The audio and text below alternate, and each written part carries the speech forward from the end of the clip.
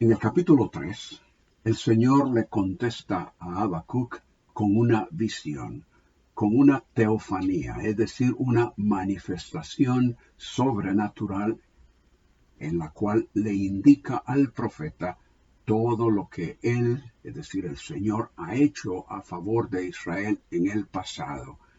Y eso, desde luego, habría de ayudar a Habacuc a entender que así como él, como el Señor ha actuado en el pasado, que así también actuará con ese mismo poder a favor de Israel en el futuro.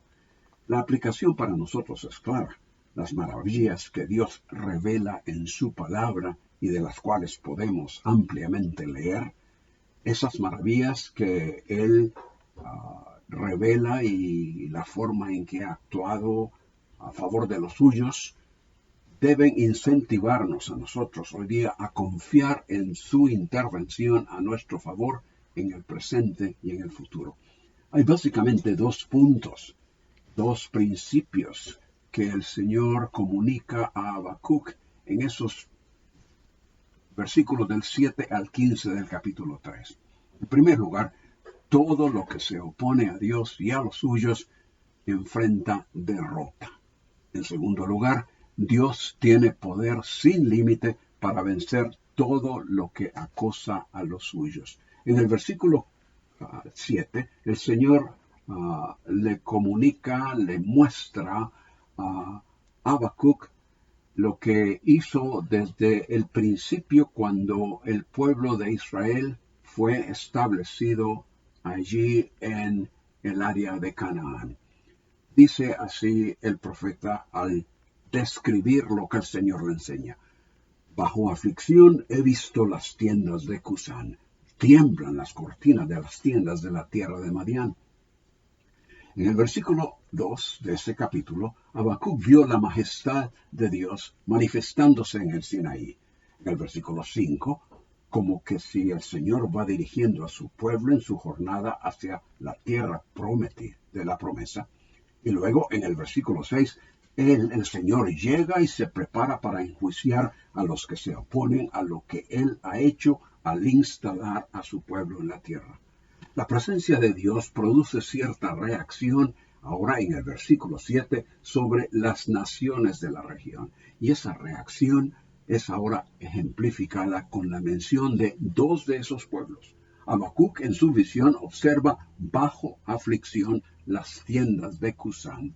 Cusán o Cushan con frecuencia se refiere a lo que hoy es Etiopía en el continente africano, mucho más al sur del territorio de Israel. Sin embargo, me parece que Habacuc se está refiriendo a Cusán Risataim, un pueblo procedente de Mesopotamia, y que ese pueblo ocasionó la primera opresión en el tiempo de los jueces. Esto encajaría perfectamente con Madián, el pueblo que controlaba la península de Arabia y la parte oriental de Sinaí. Fueron los madianitas quienes ocasionaron otra opresión sobre Israel y fue de ellos que el Señor usó a Gedeón para librarlos. De manera que tenemos a Habacuc haciendo referencia a los pueblos involucrados en la primera opresión por Cusán, procedente del norte, y la otra, años después, a manos de Madián, procedente del sur. Ambos pueblos que se atrevieron a oponerse al plan de Dios, quien había instalado a Israel en Canaán, se vieron en problemas y por lo tanto afligidos y temblando ante la actividad de Dios para librar a Israel de la oposición y opresión. Ambos pueblos se opusieron a Israel y en realidad eso significaba opresión, o mejor dicho, oposición a Dios y a su plan. Y aunque se les permitió acosar a Israel por un tiempo, enfrentaron derrota. Lo que nos enseña es que aunque los que se oponen a Dios no sepan en ese momento de dónde procede todo lo que les afecta, experimentar la ira y el juicio de Dios seguramente produce aflicción y temblor. Ese habría sido el caso de varios de los pueblos que intentaron impedir el establecimiento de Israel en Canaán o que quisieron destruirle una vez que ya estaban instalados en la tierra. Los versículos 12 al 15 describen la actividad contra ellos. En el versículo 12 leemos: con indignación andas sobre la tierra, con ira trillas a las naciones. La indignación del Señor es dirigida contra las naciones que oprimen a su pueblo, pues al hacerlo pecan contra él. La gloria, la majestad, la soberanía y poder de Dios sobre el cielo y la tierra, que se describen en los versículos 8 al 11, ahora en los versículos 12 al 15 adquieren una realidad concreta en la vida de los opositores de Dios y de su pueblo cuando experimentan la severidad de su justicia. Con indignada disposición, Yahweh recorre la tierra haciéndoles saber que su enojo por la falla de los pueblos en reconocer su santidad y oponerse a él, ese enojo está por ser derramado sobre ellos. Dice Habacuc, observando la teofanía: andas sobre la tierra. Y eso es la declaración de que el Señor con determinación hace un recorrido para, con su presencia y poder, dar a conocer que el tiempo ha llegado. El golpe contra sus enemigos se da a conocer declarando: con ira trillas las naciones. Esa ira es acerca de la que Habacuc retóricamente en el versículo 8 implicó que no es contra los ríos que Yahweh desea expresarla. Aquí el profeta especifica el verdadero objeto de esa ira, nombrando a las naciones. Aunque Yahweh es lento para la ira, llega el momento cuando su santidad y justicia ejecutan su castigo sobre el culpable. Y entonces, ¿quién se mantendrá en pie ante el ardor de su ira? Expresa Nahum, capítulo 1, versículo 6. La forma en que esa ira se manifiesta es trillando a las naciones. Trillar era la actividad agrícola de separar el grano de las espigas. Puestas las espigas en un foso circular, eran pisoteadas continuamente por bueyes para después ser aventadas. El efecto del fuerte pisoteo sobre el grano se acentúa con términos como comprimir, quebrantar, desmenuzar, que encontramos en otros pasajes del Antiguo Testamento. Trillar, entonces, da a entender el quebrantamiento al que Yahweh somete a las naciones al derramar sobre ellas la ira que acompaña su castigo. Eso es lo que enfrentan los que se oponen a Dios. Leemos en el versículo 13: sales para salvación de tu pueblo, para salvación con tu ungido, y eres la cabeza de la casa del impío, descubriendo el cimiento hasta el cuello. El sistemático avance de Yahweh desde Sinaí hasta el lugar donde ejercitaría su poder judicial tiene un propósito. Aunque debemos reconocer que el juicio contra todo pecador es algo que Dios realiza en vista de que es una ofensa a su santidad, hay casos como este en el cual el Señor entra en ese juicio para también favorecer a los que a Él le pertenecen. Dice: sales para salvación de tu pueblo. Su propósito al salir y dirigirse a donde Él va para pararse, medir la tierra, es no solo para juzgar a sus enemigos, sino también para salvar a su pueblo. Y ese aspecto salvífico se enfatiza al repetir: para salvación con tu ungido, lo cual explica cómo es que Yahweh realiza ese propósito. Algunas versiones, en realidad la Reina Valera del 60 y otras versiones en español traducen a tu ungido, para salvación a tu ungido, pero me parece que la traducción correcta debe ser con tu ungido. Ungido es una palabra que se usa en el Antiguo Testamento para referirse al sacerdote y a sus hijos, también al personaje a quien Dios escogió para ser rey. Algunas veces se refiere a Israel misma, o bien al prometido futuro Salvador y Rey, y a cualquier otro a quien Dios escoge para realizar una función específica en el desarrollo del plan divino. Entonces, la interpretación es que Yahweh sale a salvar a su pueblo acompañado de alguien a quien Él ha escogido para que por medio de sus acciones la obra salvífica se realice. En el contexto del versículo, ungido no se refiere a alguien en particular. El profeta está haciendo referencia a la forma en que él percibe cómo es que Yahweh libera a su pueblo. En la experiencia de Israel, Dios siempre hizo uso de un personaje para proveer salvación, comenzando con Moisés, seguido por Josué, Samuel, los jueces, Saúl, David y los reyes a quienes él fortaleció y dirigió. Yahweh ungió a cada uno de ellos para salvar a Israel. En última instancia, Israel experimentará su definitiva liberación con la obra del ungido por excelencia, el siervo de Yahweh, el renuevo de David, quien reinará desde su templo. Habacuc pasa ahora a describir la forma en que Israel ha experimentado salvación. Y el profeta reconoce el poder divino y le dice a Yahweh: hieres la cabeza de la casa del impío. Él declara que sabe que es Yahweh mismo quien propina el golpe mortal a quien se rebela contra él y oprime a Israel.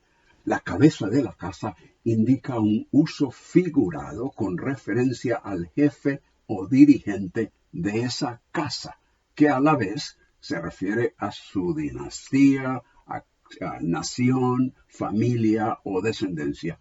El impío, en el contexto, se refiere históricamente a todo el que habría acosado a Israel y de forma más inmediata, para el tiempo de Habacuc, al caldeo que estaba por desatar su crueldad hacia Judá.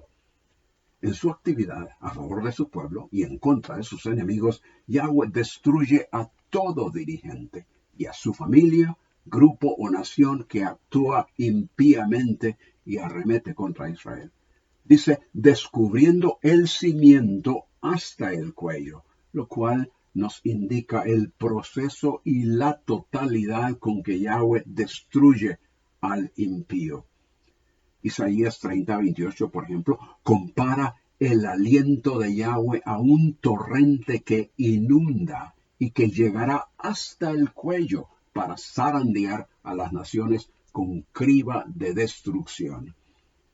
En Habacuc, la acción es contra la cabeza del impío. El opositor de Yahweh y de Israel es quien recibe la herida de muerte. También el resto de su casa, desde la parte inferior, el cimiento, hasta el superior, el cuello. En la salvación que Dios provee para su pueblo a través del ungido, designado por él, el opresor y enemigo, todo lo que él es y lo que es de él, sufren la ira destructora de Yahweh. No tan solo una parte, sino todo él. En el versículo 14 leemos, traspasaste con sus lanzas su cabeza. Sus poblaciones tempestuosamente habían venido para dispersarme. Su regocijo era como para devorar al afligido en secreto. Continuando con el tema de herir la cabeza, Habacuc parece ofrecer un ejemplo más específico de lo que acaba de mencionar en el versículo 13, traspasaste con sus lanzas su cabeza. Quizás Habacuc está pensando en el relato de Jueces capítulo 4, cuando Sísara, el capitán de las fuerzas cananeas, fue traspasado en su sien por Jael, mientras era perseguido por Barak. La expresión sus poblaciones tempestuosamente habían venido para dispersarme es una cláusula que ha dado lugar a diferentes traducciones y ustedes pueden verla en las diferentes traducciones que se tienen en español. Pero me parece que lo que aquí nos indica es que las villas, las aldeas o poblaciones bajo la dirección de la cabeza traspasada habían arremetido contra Israel como un torbellino o una tempestad, con todo su ímpetu y fuerza, con el propósito de dispersarla. Dispersarme se usa también en el versículo 6, acerca de los montes que se desmenuzan ante la presencia de Yahweh.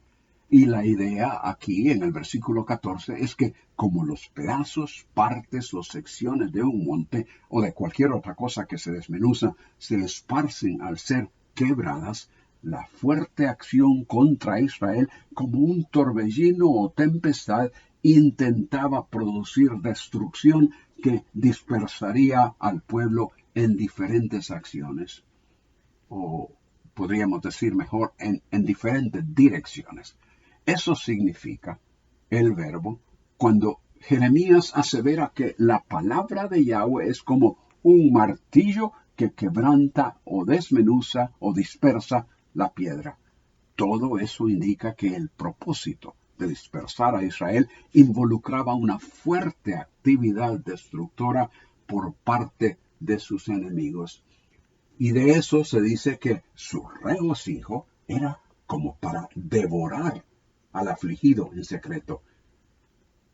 Los habitantes de las poblaciones que con gran ímpetu destructor acosaron a Israel, lo hacían con el gozo de devorarles, es decir, hacerlos desaparecer.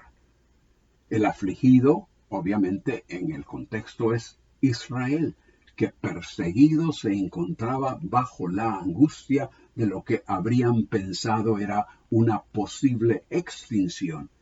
Y luego dice en secreto, que aunque puede usarse estrictamente con la idea de que alguien no es visto, en pasajes poéticos involucra el aspecto de realizar algo con intención maligna, lo cual se hace en secreto.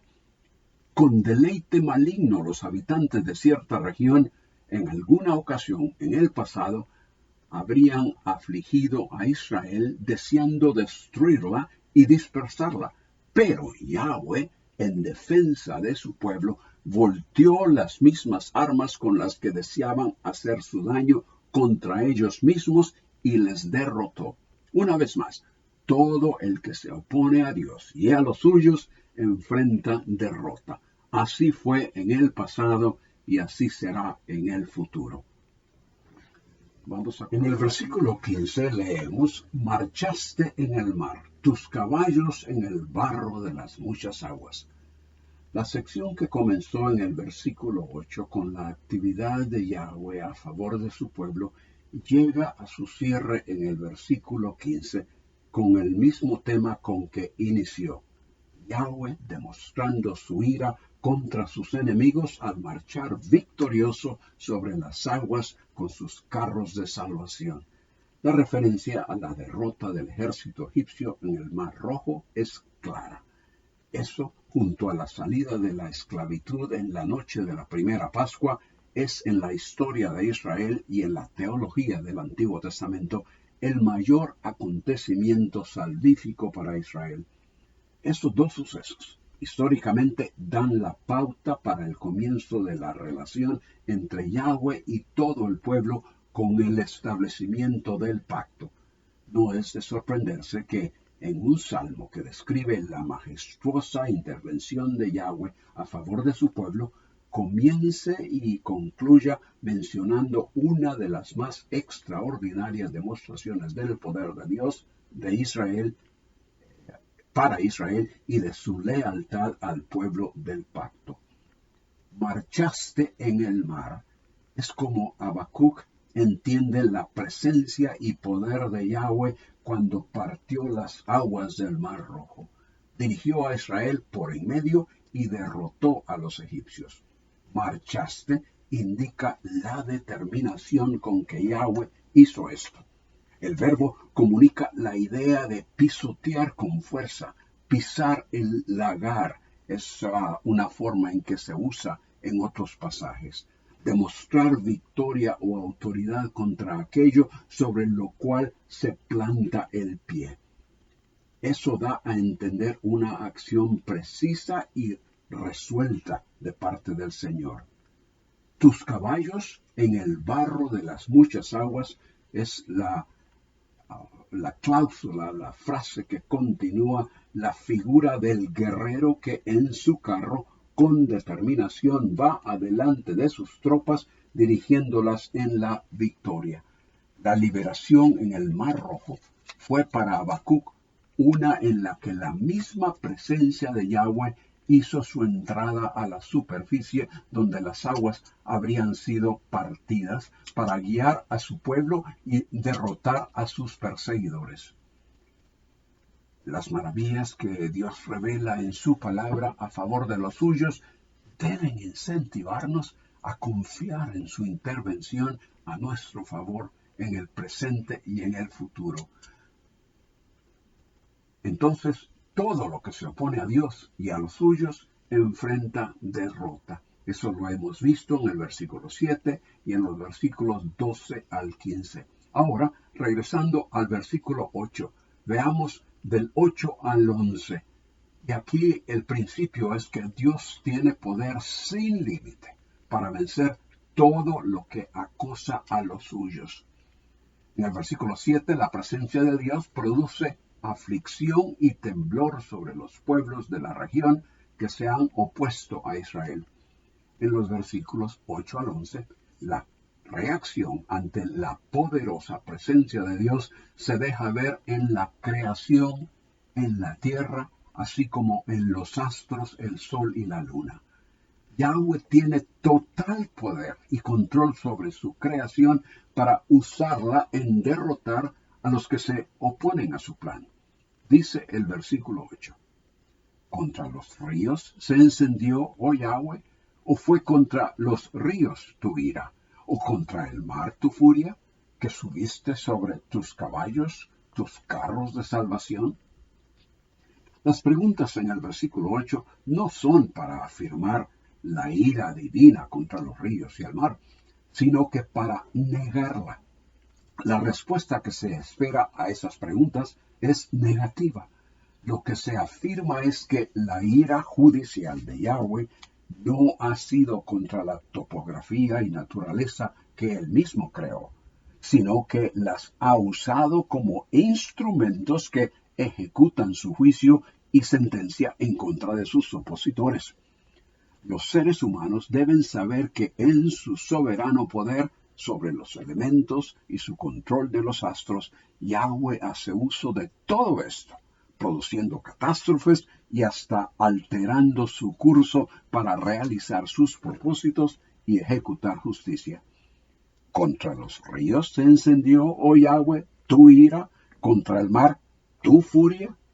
Habacuc particulariza tu ira y tu furia como los aspectos de la personalidad divina que se enardecieron de tal manera que Yahweh expresó ese ardor en batalla.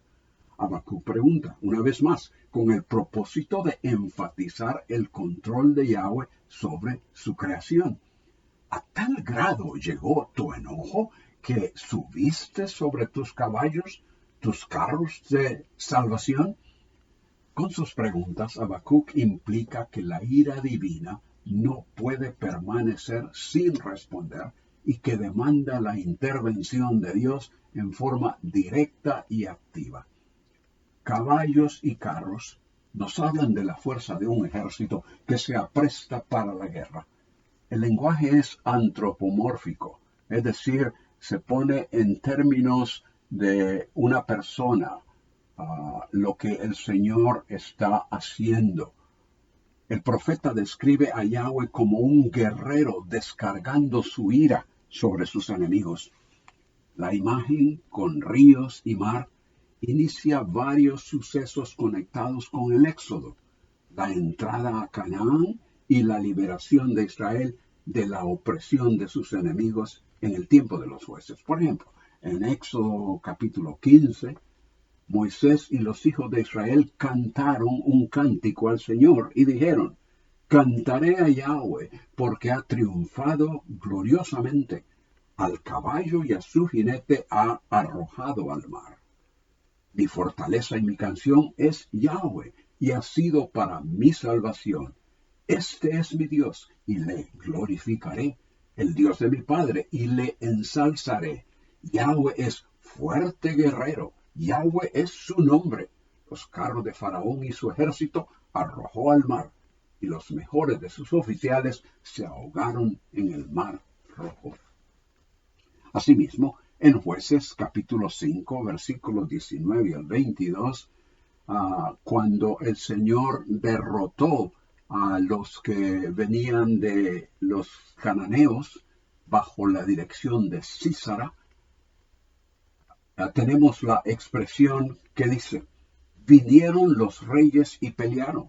Pelearon entonces los reyes de Canaán en Taanac, cerca de las aguas de Megiddo.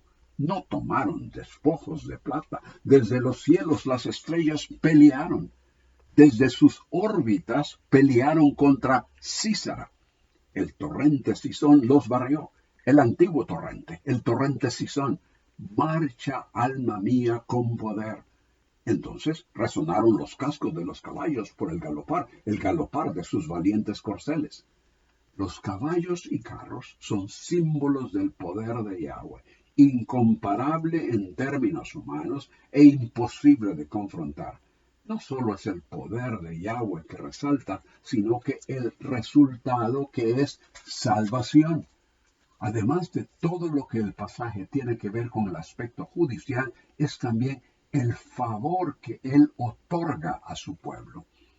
Dice el versículo 9, desnudo, despertado ha sido tu arco, lanzas juramentadas con promesa, con ríos partes la tierra. Aquí Habacuc contempla a Yahweh como que si estuviese poniendo sus armas de guerra a la vista de todos, en preparación para usarlas contra sus enemigos. Desnudo es una forma poética que indica que el arco ha sido sacado de su vaina o funda y que está listo para ser usado. Despertado ha sido tu arco. Ya no está en su vaina, inactivo. Ya fuera de la vaina se ha despertado para la batalla. Habacuc contempla en la visión a Yahweh preparado y en determinado avance contra el enemigo. Sus armas expuestas han sido alistadas para la batalla. A las lanzas o varas o dardos, según traduzcamos esa expresión, se les personifica poéticamente y se les juramenta con la promesa de cumplir con su función destructora en contra de los que han de encontrar en batalla. Las armas de Yahweh, al guerrear contra sus enemigos y liberar a Israel, no se limitan a lo que el hombre normalmente tiene a su disposición. Su poder divino sobre la tierra, sobre los elementos y los astros celestes, no puede ser desafiado por nada ni por nadie. Con ríos, dice la expresión, el versículo, con ríos partes la tierra. Eso da la idea de la devastadora potencia de una inundación de gigantescas proporciones. ¿Está Habacuc contemplando el diluvio universal o algo localizado en alguna región, pero lo suficientemente fuerte como para alterar el curso de los ríos y la topografía a su alrededor? El verbo partir aparece en contextos donde el poder de Yahweh se manifiesta con relación a las diferentes fuentes de agua, ya sea la creación, el diluvio, la provisión de agua en el desierto, el paso del mar rojo. Y esto pareciera incluir este último, así como el paso del Jordán. Cada uno de estos sucesos no se habrían dado aparte de la manifestación poderosa de Yahweh, y es imposible discernir con exactitud si en el pasaje en Habacuc se particulariza uno de ellos o si la referencia es en general a toda ocasión en la que Yahweh, según su prerrogativa, hace uso de estos elementos y catástrofes para llevar a cabo sus propósitos judiciales y de liberación a su pueblo. Lo cierto es que en su avance hacia la realización de esos propósitos, todo está a su disposición. En el versículo 10 leemos: Te ven, se estremecen los montes, la inundación de aguas pasa, da el abismo su voz, hacia arriba sus manos levanta. La personificación de las diferentes partes de la creación inanimada se hace para comunicar el efecto que el poder de Yahweh produce sobre ellas. Te ven, se estremecen los montes. Es directa y específicamente como que si los montes fueran personas. La percepción visual y percatándose de la presencia divina les ocasiona convulsionar. No solo Habacuc lo menciona, hay otros pasajes que usan términos similares para aludir al estremecimiento o temblor de la tierra como resultado de la actividad o presencia de Yahweh. Es posible que la referencia sea a la actividad sísmica en la que los montes y la tierra en general son convulsionados por el poder de Dios. El verbo traducido estremecen es importante, es interesante porque su significado literal es temblar y se usa en otras partes del Antiguo Testamento con referencia a los hombres. Y la idea es que como la presencia de Yahweh produce el estremecimiento de los montes, así los hombres deben temblar ante la impresionante grandeza del Dios de Israel. Junto con los movimientos telúricos, Yahweh también controla la inundación de aguas. Ya Habacuc mencionó los ríos y el mar y su efecto sobre la tierra y sus habitantes como consecuencia de la actividad de Yahweh. Ahora es el abismo que da su voz, según lo que leemos. Abismo se usa con relación al tiempo de la creación, el diluvio, los acontecimientos del Éxodo y el paso del Mar Rojo. La idea de abismo es de profundidad. Seguramente cuando Yahweh ha producido inundaciones o ha alterado los depósitos de agua, como en el Mar Rojo y en el Jordán, las grandes cantidades de agua habrían producido estruendos que parecieran emanar del abismo o de la profundidad que yace debajo de la superficie de mares y de ríos. Es en ese sentido que la voz del abismo se escucha, y así como las crestas de las olas producidas por el vaivén dan la apariencia de manos que se extienden hacia arriba. No hay duda que la imagen de la intervención de Yahweh a favor de su pueblo en torno a la salida de Egipto está reflejada en las palabras de Habacuc. Es este acontecimiento, el de mayor importancia para Israel en el Antiguo Testamento, lo que da lugar a que el profeta lo use como un modelo de la actividad salvífica de Yahweh. Luego dice en el versículo 11, sol, luna, se paran en su habitación. A la luz de tus saetas andan, al esplendor del brillo de tu lanza. En el versículo 3, Habacuc declaró acerca de Dios que su poder cubre los cielos y su alabanza llena la tierra. Ese poder comienza a describirse con la magnificencia de su presencia en los versículos 4 y 5, su actividad sobre las naciones en los versículos 6 y 7, los montes y colinas en los versículos 6 y 10, los ríos, el mar y las aguas en general, versículos 8, 9 y 10, y hasta en las profundidades debajo de la superficie de tierra y agua en el versículo 10. Pero su dominio, poder y soberanía no se limitan a lo que los seres humanos experimentamos en el ambiente en el que desarrollamos nuestras vidas. Habacuc asevera que el Dios de Israel también tiene control sobre los astros celestes, sol, luna, se paran en su habitación, exclama el profeta. Esto pareciera referirse a lo ocurrido en la ocasión cuando Josué, persiguiendo a los amorreos, pidió a Yahweh la extensión de la luz del día. El sol, la luna, ambos astros se paran, pero no por casualidad, ni por su propio diseño, sino que a la luz de tus saetas andan, exclama Habacuc. Es Yahweh quien posee la prerrogativa para dar la señal de marcha o de alto a la trayectoria de las luminarias que él mismo creó y estableció en su curso. La luz de tus saetas podría referirse a los relámpagos y rayos como algo que se origina con el poder de Yahweh. Al esplendor del brillo de tu lanza. Esplendor se usa en el versículo 4 como parte de la descripción de la presencia de Yahweh y se aplica a la brillantez que emana de su gloria. Brillo es literalmente relámpago y en varias ocasiones se aplica al resplandor o relumbre de una amenazante espada. Nahum también menciona de las lanzas de un ejército involucrado en la batalla.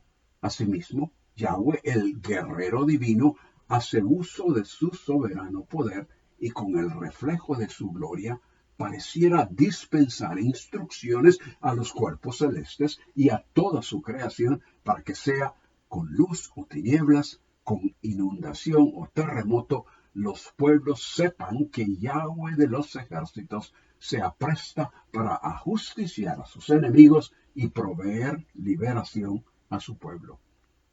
La cita en este capítulo de sucesos en los que Yahweh intervino en el pasado para salvar a Israel y derrotar a sus enemigos, habrían asegurado a Habacuc que en la misma forma y con el mismo poder Dios libraría a su pueblo de toda la agresión de la que sería objeto a manos del caldeo y le castigaría a él y a otros por sus acciones contra su pueblo, que en última instancia eran contra el mismo Dios y su plan. El progreso de la revelación en el Nuevo Testamento nos indica que la total liberación de Israel no se llevará a cabo sino hasta la segunda venida del Mesías, cuando su programa judicial se extenderá a todas las naciones. En ese tiempo, Dios ejecutará los juicios que se detallan en el libro de Apocalipsis. Allí hay amplia mención de cómo toda la tierra y sus habitantes serán afectados. Los astros celestes y seres angelicales tendrán una participación sin precedente en ese tiempo. La actividad judicial que afectará a la tierra y que producirá destrucción no es porque Dios esté airado con su creación inanimada, sino por la transgresión del hombre, quien es responsable por la entrada del pecado al mundo. Dios demostró una y otra vez en el Antiguo Testamento su liberación y protección de Israel, así como juicio sobre sus pecados, sobre sus enemigos, y una vez más lo demostrará en forma magnificada y a nivel universal con todo su poder cuando Él intervenga a su favor, a favor no solo de Israel, sino a favor de todos los que en tiempos de extrema convulsión en el mundo habrán puesto su fe en Cristo Jesús, a quien habrán declarado su lealtad manteniéndose firme en medio de la tribulación, cual no la ha habido desde el principio del mundo, ni la habrá, fue la expresión del Señor Jesús. En ese proceso judicial sobre la población mundial que le rechaza, que montes, ríos, mares, el sol, la luna y las estrellas serán afectados y usados por Dios para ejecutar el merecido castigo sobre el pecado de los hombres no arrepentidos.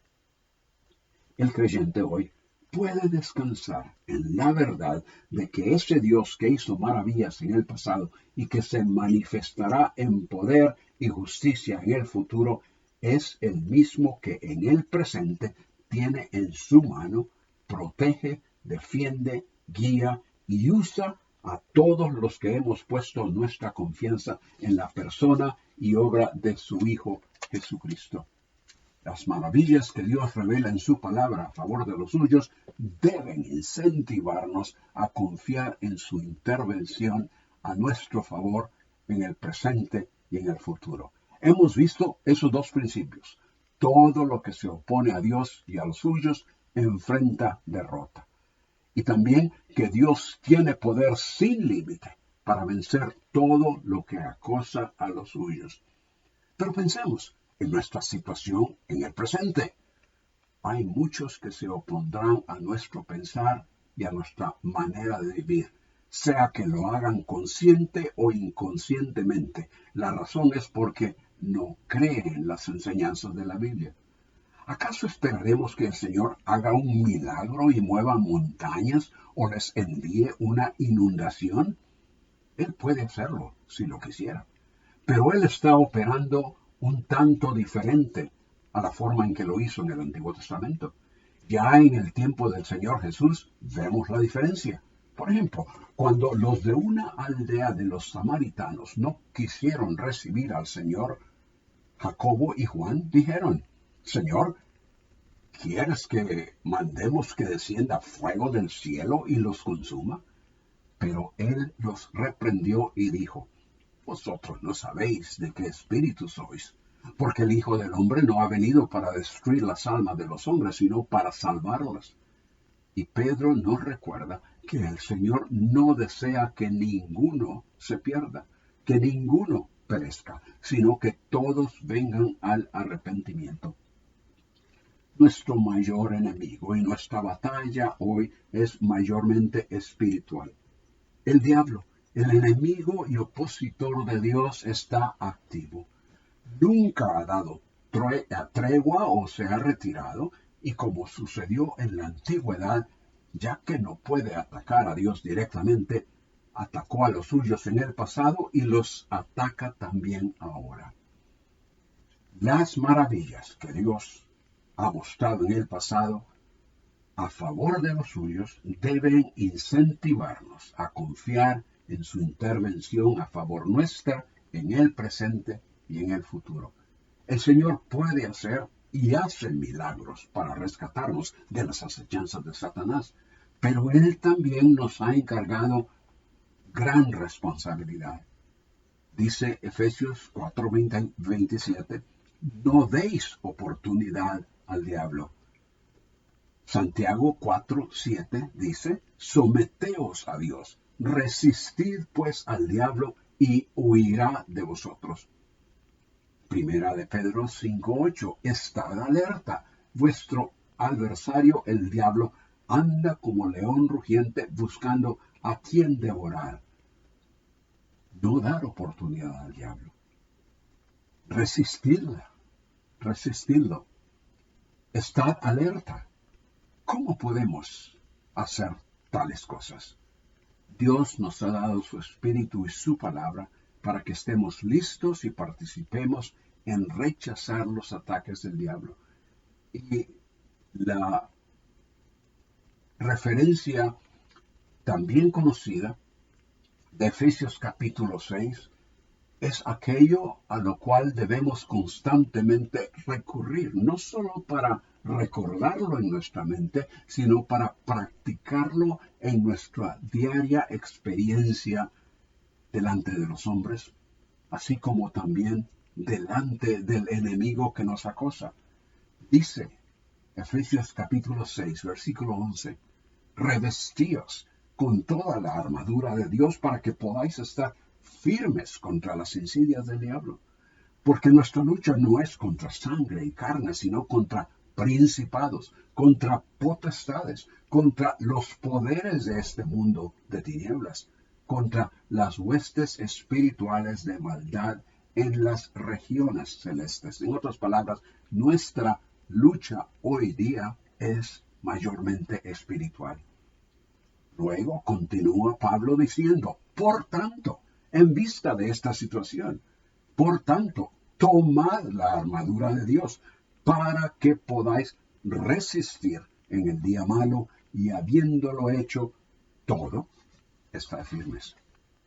Las maravillas que Dios ha mostrado en el pasado a favor de los suyos deben incentivarnos a confiar en su intervención a favor nuestra en el presente y en el futuro, pero también recordarnos que tenemos la responsabilidad de no dar oportunidad al diablo, someternos al Señor y resistir al enemigo, así como estar alertas.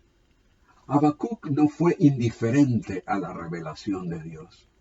Lo que vio y oyó le hizo dirigirse a él en oración para solicitar su misericordia. Seguramente se maravilló al contemplar la magnificencia divina y le fue confirmada la seguridad de que él, es decir, el Señor, ejecutaría juicios sobre sus adversarios, pero que salvaría a su pueblo. Esos principios son aplicables a nosotros hoy día. Aunque no tengamos una revelación audible y visible como la de Habacuc y los demás profetas, sí tenemos la revelación escrita que habla a nuestros corazones. En ella vemos y escuchamos a Dios. En ella podemos darnos cuenta de las maravillas y poder de Dios, así como de su justicia, de su fidelidad a los que por fe han venido a ser acreedores a sus promesas. Cuando leemos y estudiamos su revelación escrita en la Biblia, es imposible que no seamos en algún momento llevados a la oración. Sea oración de petición o de alabanza, nuestro corazón, mente y lengua no pueden quedar insensibles a su mensaje.